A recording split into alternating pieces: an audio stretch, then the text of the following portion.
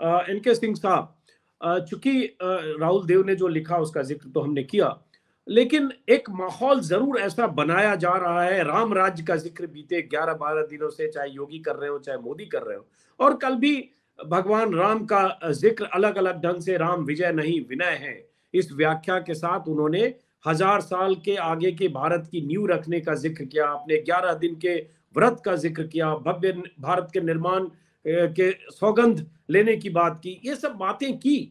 लेकिन जो खतरा इसके साथ दिखता है, क्योंकि 140 करोड़ की आबादी वाले मुल्क में बाकी 35-40 करोड़ दूसरे धर्मों के लोग भी रहते हैं, तो अगर ये धर्म सत्ता से संचालित होने वाला देश दिखने लगेगा तो उसके बड़े खतरे हैं, जिसका अंदेशा हम लोगों को है। क्या ये सही है या नहीं? नहीं, अच्छा मान लीजिए कि 140 में 40 करोड़, अभी राहुल जी कह रहे थे 110 करोड़ हिंदू हैं इस समय, 112 करोड़, बल्कि यूं मान लीजिए टू बी मोर प्रेसाइज, तो 112 करोड़ हिंदू है, तो बाकी है इसलिए होना चाहिए, इसको भी छोड़ दीजिए।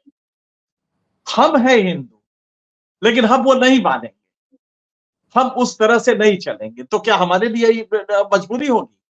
बहुत सही। सवाल इसका नहीं है कि बाकी लोग हैं इसलिए, सवाल ये है कि ये एक एडमिनिस्ट्रेटिव फिलॉसफी है, ये एक प्रशासनिक दर्शन है जो पूरी दुनिया में मान्य है और लॉजिकली करेक्ट है।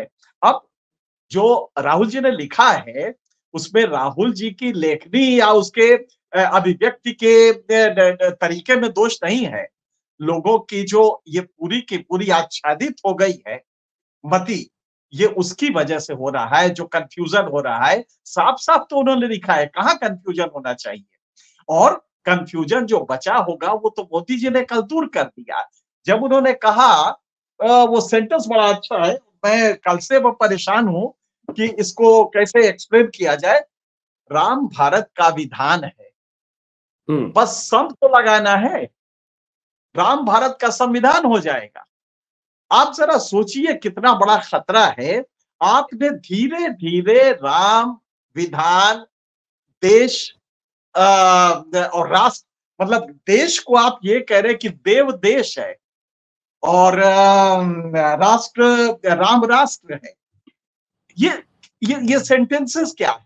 इनको अगर आप गौर से देखिए तो जो आपने अभी कहा कि इतने करोड़ मुसलमान रहते हैं, नहीं, सारे हिंदू रहते हैं, तो फिर आर्टिकल 25 में आपने फ्रीडम ऑफ कॉन्शियंस क्यों दिया है? आपने ये क्यों कहा है कि आपको आपके कॉन्शियंस की स्वतंत्रता होगी? हम एनके सिंह हैं, लेकिन हम वो नहीं करेंगे, हम मंदिर नहीं जाएंगे, तो क्या हमें आप गला पकड़ के ले जाएंगे? इसलिए प्रॉब्लम यहां नहीं है, प्रॉब्लम उस व्याख्या में है। और कल आप गौर कीजिएगा राम को क्यों लाया गया, आप बड़े गौर से इसको देखिए। आखिर ये आराध्य के लिए शिव को ला सकते थे, कृष्ण को ला सकते थे, ये भी राम के आराध्य रहे, लेकिन ईश्वरत्व के साथ राजा भी है। तो मोदी को ये सूट करता है, क्योंकि जो लिखा है राहुल जी ने वो दरअसल वही है कि राम यहाँ पे ईश्वरत्व के साथ कोटर्मिनस हो जाएगा, आइडेंटिफाइबल हो जाएगा, और राम को सादृश्यता दे सकते हैं कि राम और मोदी एक यकसा हो गए हैं, एक यूनिसन फॉर्मेट में है। तो यहां इसलिए किया गया है, राम के इस कल के आयोजन में मोदी का जानना उसमें यह था कि देखो उधर तो राम का ये जन्म हो गया है, ये मैंने कराया है, और मैं भी राजा, राम भी राजा, तो अब राम के गुण के साथ ये लेके और मोदी इसमें ईश्वरत्व अपने को हासिल कर लेंगे। वरना आर्टिकल 25 और भारत का जो सेक्युलरिज्म, देखिए 3 तरह के सेक्युलरिज्म है दुनिया में। जैसे फ्रांस का सेक्युलरिज्म है, वो कोसों दूर रहता है धर्म के किसी उससे, वो धर्म को अपने आसपास नहीं फटकने देता, वो डोमेन प्राइवेट है, वो धर्म को आने नहीं देता है। दूसरा इंग्लैंड का है, जो धर्म को साथ लेके चलता है। इंग्लैंड भी सेकुलर है एक तरह से, लेकिन वो क्वाशी सेकुलर है, अर्ध सेकुलर है, और वो धर्म को अपने साथ लेके चलता है, क्योंकि वहां पे आज भी पार्लियामेंट पे सीट्स है वहां के रिलीजियस ऑर्डर के लिए। तो दूसरा ये हो गया। अमेरिका है, ये सेकुलर है, लेकिन तब भी इसका राष्ट्रपति बाइबल की शपथ लेता है और कुछ हद तक है। लेकिन भारत का जो है ये है कि आप धर्म को सपोर्ट कर सकते हैं, जैसे कि आर्टिकल 25 में पब्लिक हेल्थ, ये आप तीन चीजें देखें, मैं इसीलिए संविधान देख के ही बैठा हूं, ये भारत का संविधान है। और इसमें आर्टिकल 25 में कहा गया है freedom of conscience, free profession, practice and propagation of religion. और इसमें कहा गया है subject to public order, morality and health. इसमें अगर मान लीजिए कि हमारे धर्म में है कि हम टीका नहीं लगवाएंगे, हम कोई किसी जो जैसे कोविड हो रहा है हम टीका नहीं लगवाएंगे, मान लीजिए हमारे धर्म में है, तो ये राज्य फोर्स कर सकता है कि आपको टीका लगवाना पड़ेगा। यहां पे public order, health and morality, ये तीन चीजें दी गई है। उसी तरह राज्य का एक रोल है, उसके बाद वो नहीं आता। कल जो मोदी ने किया वो दुनिया के किसी भी सभ्य समाज में एक राजा का नहीं, मोदी होंगे हिंदू, वो अपने 7 RCR में वो प्राइम मिनिस्टर हाउस में अगर ये करते हैं तो कोई दिक्कत नहीं है, लेकिन पब्लिक गेज में, पब्लिक पैसे से और पब्लिक मीडिया उसकी वजह से आप कल ये जो पूरा किए हैं ये कहीं से भी मान्य नहीं था। और उसमें आपने जो भाषण दिया जिसमें राम के साथ आपने गवर्नेंस को कर दिया, तो आने वाले दिनों में मेरी चिंता ये नहीं है, आने वाले दिनों में राम विधान है, इसको बड़ी खूबसूरती से आप राम संविधान है कर देंगे और तब ये थियोक्रेटिक स्टेट एक हिंदू राष्ट्र बनने की स्थिति में होगा। करेंगे क्या? जहां तक मेरी अपनी समझ है हाल के उसको लेके, उसमें सिर्फ संविधान में, और कल ये हुआ, कल मोदी ने भारत को 500 साल पीछे ले गए। ये भारत 500 साल पीछे हो गया है कल की घटना के बाद से। उसके सोच को आपने कुंठित कर दिया, उसके पूरे के पूरे जो एक लिबरल एटमॉस्फियर होता है, उदार एटमॉस्फियर होता है, आपने उसको ब्लॉक कर दिया और सिर्फ एक रिलीजन का जो फॉर्मेट होगा वो चलेगा। जरा गौर कीजिएगा क्या क्या कहा उन्होंने। देव को देश बता दिया, राष्ट्र को आपने देखा कि राम को राष्ट्र बता दिया। और इसके अलावा कल उन्होंने जो नई हिस्ट्री बताई है कि साहब 1000 साल के लिए स्थापित हो गया, बिल्कुल सही है, क्योंकि संविधान में जो परिवर्तन करने जा रहे हैं उसमें कुछ नहीं, ये बताएंगे कि हिंदू धर्म नहीं है, हिंदू जीवन पद्धति है, सनातन जीवन पद्धति होगी। क्या होगा कि इसमें सबको समाहित कर देंगे, जो संविधान में चेंज करेंगे उसमें थियोक्रेटिक डिक्लेयर नहीं करेंगे, ये कहेंगे कि ये जो कॉन्स्टिट्यूशन है ये हिंदू जीवन पद्धति से चलेगा, हिंदू धर्म नहीं है, जीवन पद्धति है। जो पंथ और उसमें वो करते हैं जो डिफरेंशिएशन, वो करके इसे ये बड़ी खूबसूरती से लगा देंगे। और उसके बाद कहे कि हमने कहा चेंज किया, थियोक्रेटिक स्टेट नहीं है ये, हमने ये जीवन पद्धति, ये जो संविधान है ये उसी जीवन पद्धति की व्याख्या है। और ये कह के वो भारत के संविधान में वो सारी चीजें करेंगे जो एक थियोक्रेटिक स्टेट में होता है। हमें लग रहा है कि ये अगले ही, जैसे ही मोदी जीतेंगे ये चुनाव, जिसके हालात उन्होंने बना दिए हैं, उसके बाद से ये चेंजेस शुरू हो जाएंगे। ऑलरेडी कल का अखबार आप देख लीजिए, कल इंडियन एक्सप्रेस में इनके एक मेंबर पार्लियामेंट ने, जो इनका एक आइडियोलॉग है आरएसएस का, उसका आर्टिकल पढ़ लीजिए, वो डीकोलोनियलाइजेशन, डीकोलोनियलिटी का एक नया कंसेप्ट लेके आ रहे हैं। ये डीकोलोनाइजेशन से अलग है, जैसे हिंदुत्व और हिंदुइज्म है डिफरेंट, उसी तरह से ये डीकोलोनियलिटी का एक कंसेप्ट लेके आ रहे हैं जो आने वाले दिनों में विस्तार देंगे। और तब कहेंगे कि ये पूरा साइंस, ये पूरा संविधान, ये नए सिरे से लिखा जाना चाहिए। और बहुत तेजी से इसकी तैयारी चल रही है। कल के 2 आर्टिकल हैं, एक आप ये देख लीजिए, और उसके 2 दिन पहले राम माधव का उसी अखबार में आर्टिकल था इंडियन एक्सप्रेस में। दोनों को अगर आप पढ़ के देखें तो ये प्रक्रिया शुरू कर दी है कि संविधान में कैसे कैसे हम चेंज लाएंगे और कितना हम जो यूरोपियन प्रभाव के नाम पे ये कह देंगे साहब ये तो सब संविधान जो नेहरू ने लिखवाया था ये यूरोपीय प्रभाव से था, लिहाजा इसको हम बदल के एक नया संविधान जो राम के आदर्शों के हिसाब से होगा ये कह के ये थियोक्रेटिक स्टेट बना देंगे बिना डिक्लेयर किए। राहुल जी आपके पास आता हूं, उससे पहले सिंह साहब एक सवाल, जैसे आप अगर ये कह देते हैं कि 500 साल पीछे ले गए, लेकिन वो तो 500 साल की लड़ाई करते वक्त जब ये लड़ाई का जिक्र करते हुए मंदिर के लिए, और उसके बाद जब कहते हैं कि देश में दिवाली मनाएं, दिए जलाएं, झंडा फहराएं, और उसके बाद गली गली शहर शहर गांव गांव से ऐसी तस्वीरें आने लगती है, श्री राम का झंडा लगाए हुए लोग या गाड़ियों में झंडा लगाए लोग, तो देश में ऐसा माहौल बनाने की कोशिश जो करती है बीजेपी, और जिसमें बहुत हद तक कल कामयाब दिखी, और उसका नतीजा ये होता है कि समाज के अलग अलग तबकों के लोग, चाहे वो धर्म गुरु तो सब वहां थे ही, शंकराचार्यों का जिक्र हम कर चुके हैं जो नहीं थे, लेकिन तमाम उद्योगपति, अंबानी सब परिवार, कई फिल्म स्टार अमिताभ बच्चन से लेकर और अलग अलग फिल्म स्टार, निर्माता, निर्देशक, एक्ट्रेस, ये दुनिया भर, मीडिया तो पूरा था ही। एक मैंने आज किसी अंग्रेजी अखबार में देखा, शायद टाइम्स ऑफ इंडिया एक्सप्रेस में, कि 3-4 पूर्व चीफ जस्टिस, जिसमें जस्टिस खेयर, जस्टिस BN खरे, जस्टिस U ललित और जस्टिस NV रमना, और इसके अलावा कई पूर्व जज सुप्रीम कोर्ट के, 1 दर्जन से ज्यादा, NCLT के चीफ, NCRT के सॉरी NHRC के चीफ, तो ये सारे लोग वहां थे।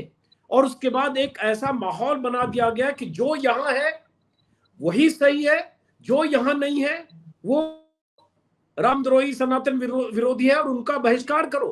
तो ये तो इस माहौल से फिर आने वाले खतरे को तो हम देख रहे हैं, लेकिन कोई रास्ता नहीं दिखता है कई बार।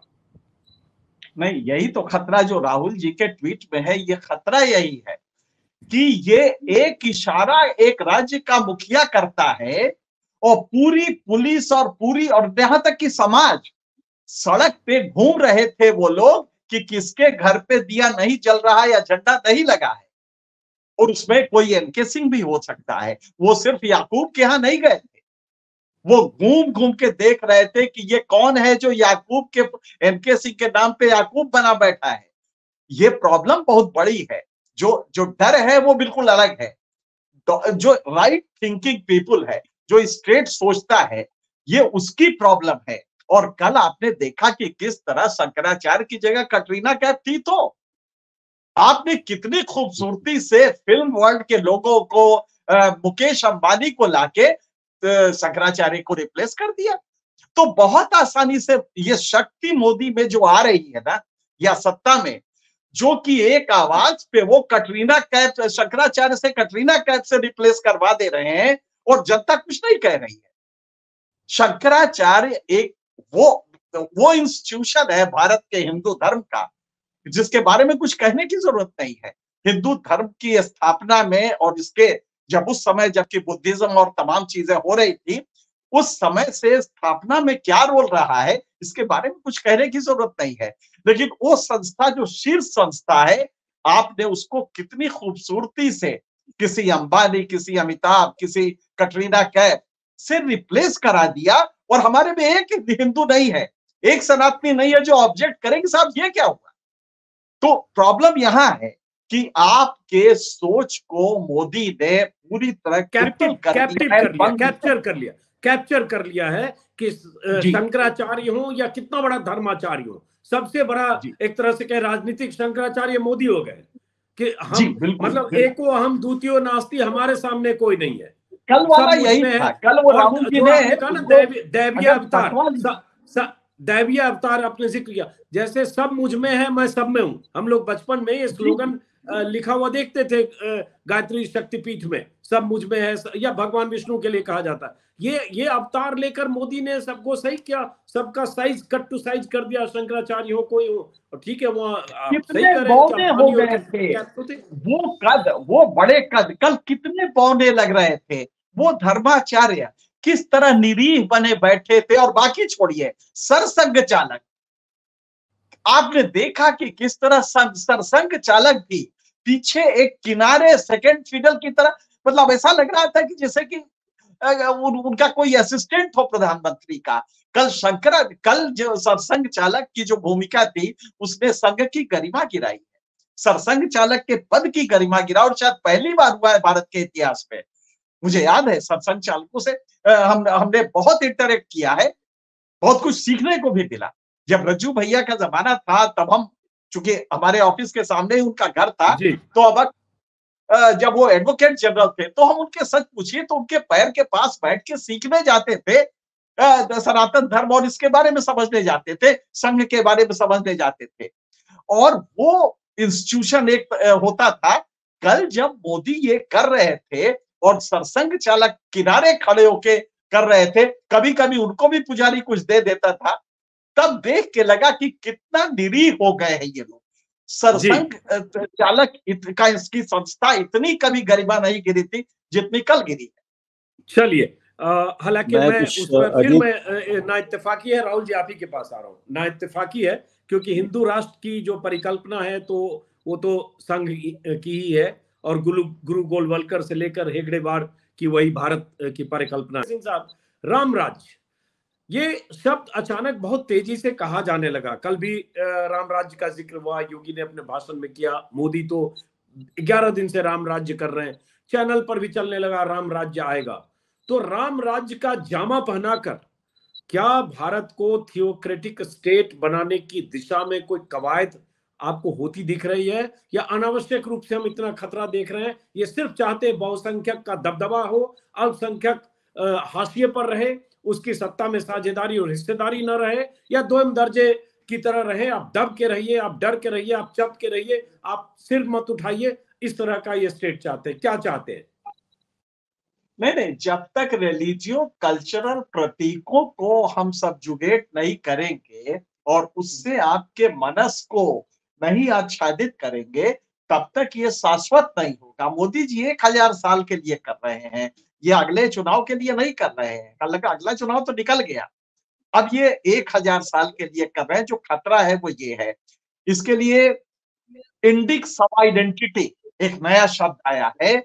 वो कह रहे हैं कि ये जो जातिवादी है तो अंग्रेजों ने ये हम लोग को गड़बड़ कर दिया, इसलिए जाति हो गई है, वरना ये जाति हमारे यहाँ सब था ही नहीं। और ये कह के वो एक हिंदू वाइडर फोल्ड बना रहे हैं, ताकि इनको जाति से काफी दिक्कत हो रही है। तो इसकी वजह से ये लगातार ये कोशिश कर रहे हैं कि किसी तरह से इंडिक सब आइडेंटिटी ये फ्रेज बना के इसको कहें कि साहब ये जातिवादी अंग्रेजों का क्रिएट किया हुआ है। आप दुस्साहस की तो सीमा आप इससे करेंगे कि आने वाले दिनों में ये हमारा जो साइंस है इसको ये बदलने जा रहे हैं। ये जो साइंस है न्यूटन और उसके बाद से आया है, ये साइंस ये कह रहे हैं कि अंग्रेजी मानसिकता वाला साइंस है, ये नेचर से दूर ले गया है, हम नेचर के नजदीक जाएंगे। तो ये बहुत बड़ा एक साजिश है, बहुत बड़ा प्लान है जो करने जा रहे हैं। अब इसके पर्दे के पीछे इनकी दिक्कत क्या हो रही है? मनुस्मृति जो कहीं ना कहीं इनके ध्यान में है, वो आपने उस पर ऑब्जेक्शन किया लेकिन वो उसपे है। मनुस्मृति का ये एक श्लोक देखिएगा, आपको बड़ा ही आपके लोगों को अच्छा लगेगा, जो आपके व्यूअर्स हैं। ये अध्याय चैप्टर 1 का 91 है, श्लोक नंबर 91 है। इसमें कहा गया है, एकमेव तु शूद्रस्य प्रभु कर्म समादिशत्।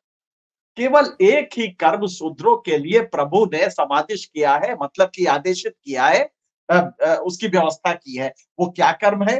एतेषामेव वर्णानाम शुश्रूषाम अनुसूयया। सिर्फ इसको बाकी जो 3 वर्ण के लोग हैं इनकी सेवा करनी है, इसके सिर्फ इतना ही है, इसके अलावा इसको कोई काम अलग से नहीं करना है। तो एतराज की बात है ना सर, ये एतराज की बात है ना ये सब। हाँ, तो वो तो राहुल जी को भी एतराज है उस पर, ऐसा नहीं कि नहीं है, लेकिन ये हिंदू उसके, अब यहाँ से आप आइए। नहीं सुनिए, मनुस्मृति, माफ करिए मैं बीच में रोक रहा हूँ सर। मनुस्मृति से मुझे बहुत एतराज है, क्योंकि उस पर फिर मैं भी बहुत हिस्से बोलने लगूंगा, मैं इस बहस कहीं और दिशा में जाएगी। मैं मनुस्मृति पर डिस्कोर्स का पक्षधर नहीं हूँ कि उस पर 1 घंटा हम अलग से बात कर लेंगे। वो मनुस्मृति वो पोथा है जो नहीं, हम उस भावना को जिसकी तरफ ये ले जा रहे हैं, मैं उस पर बात कर रहा हूँ। अब ये सावरकर साहब का सुन लीजिए, हम में सावरकर से साहब, कोई उसका अनुमोदन नहीं कर रहा है, हम दोनों में से कोई कौन कर रहा है? कोई नहीं कर रहा, आप उसको डिनाई तो कर रहे हैं, ये तो सच है भाई। इसके यही तो हम लोग भी कह रहे हैं ना कि ये वो स्मार्त ग्रंथ है, और इस स्रोत ग्रंथ स्मार्त ग्रंथ दो होते हैं, इसमें ये प्रमुख माना जाता है हिंदू धर्म का, इसलिए हमने कहा है। बहरहाल वीडी सावरकर का नंबर 101 का हिंदुत्व जो उनका किताब है, उसका ये जरा सुनिएगा। But as long as in addition to our country he मतलब Muslims, he has not adopted our culture and our history, inherited our blood, गौर कीजिएगा, and has come to take upon our land not only as the land of his love but even of his worship. He cannot get himself incorporated into Hindu fold. ये मुसलमानों के लिए आदेश है कि हमारा blood भी होना चाहिए, मतलब बहुत कुछ है इस पे। अब यहां पे मुश्किल ये है कि जो डर है एक हिंदू राष्ट्र, जो थियोक्रेटिक स्टेट की बात कर रहे हैं, कल जिसके आधारशिला रखी गई है, उससे डर यही है, उससे डर ये है कि जो आपके सोच की जो शक्ति है वो 500 साल पीछे कर दिया है मोदी ने। कल के भाषण और कल के वो जो देखा आपने, जो चित्र मोदी जी का पूरा आ रहा था, वो लेटे थे और 3 बार उन्होंने यूं करके उसमें मत्था रगड़ा, तो डर ये लग रहा है कि अब अगले चरण में थियोक्रेटिक स्टेट ये लगभग बन चुका है। जैसे ही विधान कहा तो मैंने कहा बस इसमें सम जोड़ देना है और ये संविधान राममय हो जाएगा। और राम कौन सा होगा? ये राम वो नहीं होगा जो कि राम तुलसी के मर्यादा पुरुषोत्तम राम है, जिसमें गवर्नेंस का प्रोसेस दिया हुआ है, ये वो नहीं होगा। ये राम इनका हिंदुत्व वाला राम होगा जो इनके अपने डेफिनेशन से चलेगा। तो डर जो सबसे खतरा है वो यही है कि वो छोड़ दीजिए कि मुस्लिम कैसे रहेंगे, ये इंपॉर्टेंट नहीं है इस समय। 20.4% मुसलमान है और उसको हम मान सकते हैं कि 30 करोड़ हो गया है, लेकिन इंपॉर्टेंट वो नहीं है। ये खतरा हम सब के लिए है जो राइट थी, क्योंकि ये साइंस बदलने जा रहे हैं। सही बात। ये और ऐसा नहीं है कि सही आपने कहा, इनके से ऐसा नहीं है कि जो 100 करोड़ हिंदू है तो सब उन्हीं की तरह सोचने वाले, उनके हिंदुत्व वाले हिंदू हैं, मोदी जी की तरह, संघ की तरह सोचने वाले। हम लोग भी हिंदू हैं, हमारी सोच अगर वो सोचते हैं इनकी तरह तो कितना बड़ा खतरा है। एक समाज को आपने सोच को कुंठित कर दिया है। डर ये भी तो है ना। अब जरा गौर कीजिएगा, मेरे झोपड़े में राम आएंगे, ये हर मिडिल अपर मिडिल क्लास के घर में कल चल रहा था, गरीबों के यहाँ तो चल ही रहा था, मेरे झोपड़े में। अब उससे पूछा जाए कि अरे तुम्हारा झोपड़ा है, अंबानी का 60,000 करोड़ का मकान है, ये तो इसीलिए है ना कि किसी व्यवस्था ने तुम्हें झोपड़े में रखा, लेकिन तुम इसे इस बात से खुश कराया जा रहा है कि मेरे झोपड़े में राम आएंगे। अच्छा, राम का मतलब यहाँ मोदी से है, मोदी जी किसी के झोपड़े में किस दिन चले जाएंगे। तो ये घर घर में गाना बजने लगा ताकि उसका जो लड़का जवान वो पड़ा है, बेरोजगार पड़ा है, वो इसका सवाल ना करे कि ये लड़का बेरोजगार कैसे है। लिहाजा ये बड़ा बढ़िया था। जुवाल इटालियन पोएट हुए हैं, उन्होंने कहा था उसके इटली की सोसाइटी के बारे में कि इसे कुछ ना करो, इसे ब्रेड दे दो और इसे सर्कस दे दो, ये जिंदगी भर तुमसे कुछ नहीं मांगेगा। कल मोदी जी ने वो ब्रेड तो दे ही दिया है, 5 किलो अनाज, कल उन्होंने राम दे दिया, मेरे झोपड़े में राम आएंगे। बस इसके बाद अब आप कौन सा सवाल करेगा। तो ये जो कुंठा पैदा कर रहे हैं, ये सोच को कुंठित कर रहे हैं, फॉसिलाइजेशन ऑफ रेशनैलिटी, जड़वत हो रही है हमारी रेशनैलिटी, ये खतरा उसका है। ये सवाल इसका नहीं है कि एनके सिंह और अजीत अंजुम और राहुल देव जी क्या कर रहे हैं। सवाल ये है कि वो जो कल दिया जला रहे थे, उनकी सोच को ब्लॉक कर दिया, उनके रेशनल थिंकिंग को ब्लॉक कर दिया है। तो खतरा ये है कि ये जो 100 करोड़ ब्लॉक हो जाएंगे, इनकी सोच ब्लॉक हो जाएगी, तो इस देश का भविष्य क्या रहेगा। वो अपने बेटे की नौकरी नहीं मानेगा। वो तो आपकी माँ इसी बात से खुश है, वो नहीं पूछ रही अजीत अंजुम रोजगार है कि नहीं। तो हकीकत वो जो गरीब कुटिया में बैठा है और उसके लिए कहाँ ही गया है, कोई है सोई जो राम रच रखा। अब राम ने रच दिया है, तो अब तो हमें सरकार से पूछने की जरूरत नहीं है कि अंबानी का कैसे बढ़ रहा है और मेरा घट क्यों रहा है, मेरी झोपड़ी झोपड़ी क्यों रह गई है। तो खतरा इसका है कि तब आप स्टेट से पूछना बंद कर देंगे, क्योंकि झोपड़ी में तो राम आ जाएंगे, मोदी रूपी राम कभी आ जाएंगे आपके यहाँ, किसी के आगे एक ड्रामा करके कैमरा लेके चले जाएंगे और कहिए उससे उसको कहे कि माँ तुम यहां हो, तुम तो शबरी हो, लाओ तुम्हारा झूठा बैर कहाँ है, और उसको एसपीजी वाले झूठे बैर को खूब बढ़िया स्टरलाइज करके और बैर रख देंगे और मोदी जी खा लेंगे, हो जाएगा। तो प्रॉब्लम इसकी है, ये जो पूरा ड्रामा क्रिएट किया गया है, ये हमारे सामूहिक सोच को जड़वत बना रहा है, जड़ता की तरफ ले जा रहा है, इसका डर है। सत्य के प्रति कितना दुराग्रह है हमारी सरकार का, कि एक चीज होती है multi dimensional poverty index, MPI इसको कहते हैं। तो यूएनडीपी ने इसके 10 पैरामीटर, हेल्थ, आमदनी और शिक्षा, इसको लेके 3 जो बेसिक डायमेंशंस है, उसमें उन्होंने 10 पैरामीटर बनाए थे।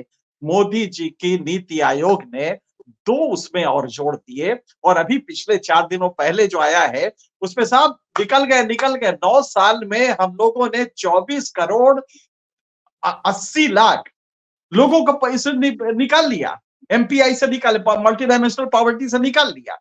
तो हुआ कि ये हुआ क्या है, ये नाटक हो क्या रहा है।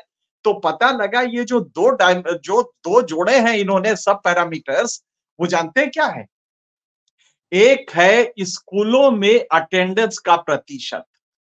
अब आपको याद होगा रिपोर्ट आई है कि 14 साल से 18 साल के हमारे जो किशोर हैं, वो अपने भाषा में जो उनका कक्षा 2 का पाठ है उसके वाक्य नहीं पढ़ पाते। गौर कीजिएगा, एक मेजॉरिटी मतलब ज्यादातर बच्चे नहीं पढ़ पाते। पहला रिपोर्ट असर का ये है, लेकिन अटेंडेंस को पैरामीटर में ले लिया है। दूसरा bank accounts, number of bank accounts, इन दोनों को धीरे, अच्छा बैंक अकाउंट मोदी जी ने खूब खुलवा दिए हैं, भले उसमें पैसा हो चाहे ना हो, या उसके पास आमदनी हो चाहे, इन दोनों को लेके मोदी जी ने 24 करोड़ पार करा दिए, उस पार करा दिए। अब वो भवसागर पहुंच गए हैं, वो बैतरणी पार कर गए हैं। ये है मोदी जी का राम राज्य। इस तरह से ये राम राज्य आगे बनेगा तो खतरे बहुत है। मुझे लगता है कि आप इसका वो प्रोग्राम का वो कर रहे हैं, लेकिन हमें हमारे व्यूअर्स को और लोगों को यही बताना है कि ये असत्य पे आधारित ये पूरा राम राज्य, राम भी अगर देख रहे होंगे तो शायद दुखी होंगे। क्लोज में वहां से करता हूँ। सही कहा आपने, राहुल जी ने कहा कि अध्यात्म में प्रदर्शन वर्जित है, लेकिन दुर्भाग्य यह है कि पौने 10 साल से सिर्फ प्रदर्शन ही हम देख रहे हैं। मंदिर मैं भी गया हूँ, आज कह रहा हूँ ऑन रिकॉर्ड, मैं 7 साल पहले गया था अयोध्या, मैंने दर्शन भी किए, और यतीन्द्र मिश्र हमारे बहुत अंतरंग पारिवारिक हैं, जो अयोध्या राजघराने के राजकुमार भी हैं, बिमलेंदु नारायण मिश्रा जी के बेटे, उनके घर में ही टिका। लेकिन ये मेरी निजी आस्था है, मेरे घर में मेरी माँ पूजा करती है, मेरी निजी आस्था है। लेकिन अपनी आस्था, बल्कि मैं श्रीलंका गया हूँ और वो जगह गया हूँ जहां कहा जाता है कि वो वाटिका, यहाँ से रावण जब सीता का अपहरण किया और उसके बाद वहां रखा, मुझे याद नहीं आ रहा है कौन सी जगह है, तो वहां भी गया। लेकिन ये दौर तो प्रदर्शन का ही है। राहुल जी, आप सब लोग देख रहे हैं कि अगर केदारनाथ की गुफा में भी जाते हैं, वहां भी कैमरे सामने होते हैं, मंदिरों में सामने होते हैं। प्रधानमंत्री मोदी अगर काशी विश्वनाथ के दर्शन में जाते हैं, सारे लोग फ्रेम से, और सिर्फ मोदी जी होते हैं। अगर महाकाल के दर्शन, मुख्यमंत्री को भी फ्रेम से बाहर कर दिया जाता है। तो ये प्रदर्शन का काल है, इसमें अध्यात्म कितना है, आस्था कितनी है और प्रदर्शन कितना है, ये अपने अपने हिसाब से सब लोग तय कर सकते हैं। लेकिन उन्हें पता है कि इस प्रदर्शन से और इस दिखावे से उनके जो चाहने वाले समर्थक वो खुश होते हैं। चलिए फिलहाल इस बातचीत को यहीं खत्म करते हैं, फिर मुलाकात होगी। राहुल जी बहुत बहुत शुक्रिया, एनके सिंह साहब बहुत बहुत शुक्रिया। माफी चाहूंगा बीच में 1-2 बार टोका टोकी करने के लिए, चाहता हूं ना करूं, लेकिन कभी कभी हो जाता है। दोनों लोगों से माफी चाहूंगा। नमस्कार। नमस्कार।